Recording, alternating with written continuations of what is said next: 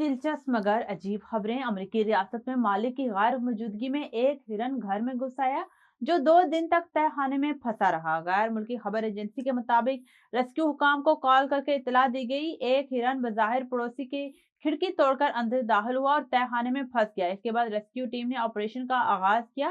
حکام کے مطابق اس وقت گھر کے رہائشی شہر سے باہر گئے ہوئے تھے۔ ریسکیو حکام نے موقع پر پہنچ کر ہرن کو جال لگا کر پکڑا اور واپس قدرتی ماحول میں چھوڑ دیا۔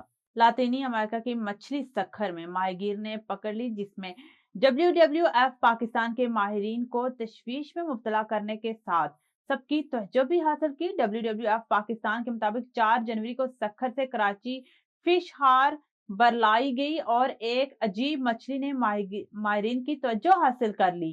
ماہرین نے تحقیق کے بعد مچھلی کی شناخت Amazon sailfin catfish کے طور پر کی ہے۔ دوسری جانب WWF پاکستان کا کہنا ہے کہ ایمیزون سیل فن گیٹ فش کا تعلق لاطینی امریکہ سے ہے، جو یہ ایک حملہ آور غیر ملکی نسل سمجھی جاتی ہے۔